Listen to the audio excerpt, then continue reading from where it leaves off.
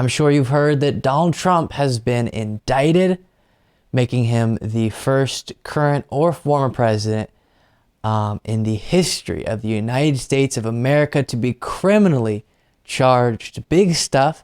We're witnessing history.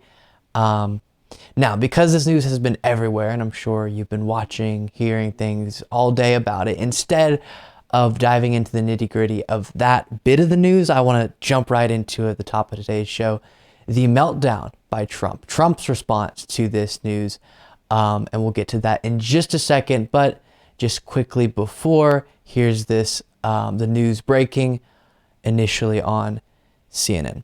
We have major breaking news, indeed historic breaking news right now. CNN's Kara Scannell is in New York for us covering this story. What are you learning, Kara? Well, three sources tell me, and my colleague John Miller, that a Manhattan grand jury has indicted former President Donald Trump in connection with the hush money payment scheme. This indictment is under seal, according to sources, and the exact charges are not yet known at this time. But this investigation has been going on for a long time. The decision to move and seek and get an indictment of a former president is the first time that has been done in U.S. history. This could have a significant impact on the presidential campaign. We have truly a wild moment taking place right now. As was mentioned, this is coming out of the Manhattan District Attorney's Office, the investigation into the Stormy Daniels hush money payment. Grand jury voted to indict and Trump. The expectation is the plans that are being made indicate that Trump will actually be arrested, will actually turn himself in on Tuesday of next week. That's when the official arrest will happen, the processing, fingerprints, mugshot, all of that should happen on Tuesday. So we'll be keeping an eye out for that. And then we get to Trump's meltdown, his response on Truth Social, starting with this message: these thugs and radical left monsters have just indicated, he says, indicated, meaning indicted, of course, but indicated the 45th president of the United States of America and the leading Republican candidate by far for the 2024 nomination for president. This is an attack on our country, the likes of which has never been seen before. It is likewise a continuing attack on our once free and fair elections. The USA is now a third world nation, a nation in serious decline. So sad. So sad. We have more to look at. Let me get this one all queued up. They only brought this fake, corrupt, and disgraceful charge against me because I stand with the American people, and they know that I cannot get a fair trial in New York. Of course, he's been saying stuff like this. He's been running with this narrative that it's all unfair, it's all political persecution for quite a while now. And now that he's actually been indicted, of course, it's going to heat up even more. And we're seeing tons of Republicans come out to defend him with these similar talking points before we've actually seen what these specific charges are going to be. That's still sealed. They know for sure there's no evidence and it's all political persecution. How could you possibly know that? As of now, when so much of the crucial information about the investigation, about the charges, the evidence is still private. Well, it's because it doesn't matter.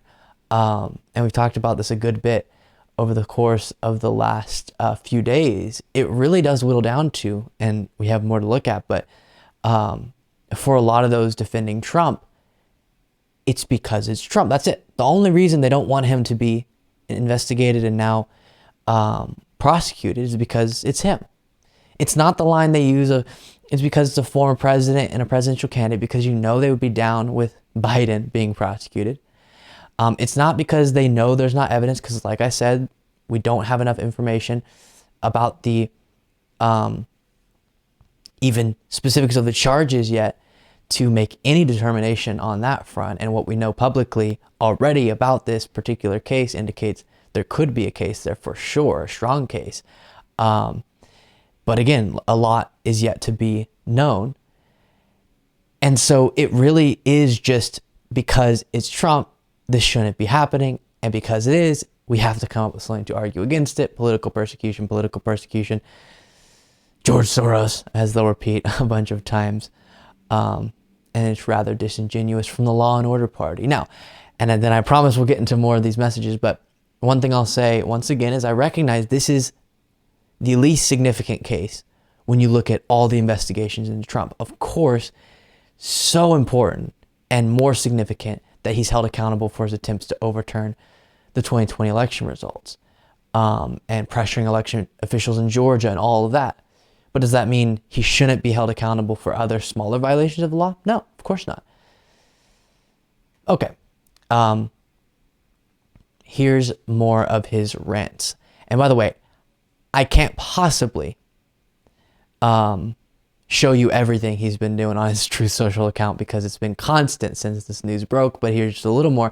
These corrupt Democrat prosecutors, all from poorly run and very dangerous Democrat-run cities, are not going to choose the Republican nominee or the next president of the United States. And he's correct about that. They are not going to choose the next Republican nominee or president of the United States. The American people are going to do that. Now, if the American people take into consideration that you seem to just keep committing crimes, that's up to them. We'll see how that plays out. And then he ends with, where's Hunter? Referring, of course, to Hunter Biden for some reason, because he's definitely relevant to the conversation about Trump's legal troubles. Anytime they don't have an argument about whatever it might be, either you're going to hear the word woke leave their mouth, or you're going to hear Hunter Biden's name used, or you're going to hear George Soros's name used, or you're going to hear Hillary Clinton, something about Hillary Clinton. Occasionally, even Trump will call for Obama to be investigated. If they're investigating me, investigate Hillary and Obama and all these people. Not exactly specifying for what, but definitely wanting the situation to be dealt with in that way, where if Trump's investigated, that means everyone who he doesn't like has to be investigated as well. But there it is. You can tell he's very panicked, very angry, and we will see how all of this plays out. And of course, I'll be following it every step of the way. Make sure you're subscribed to the YouTube channel.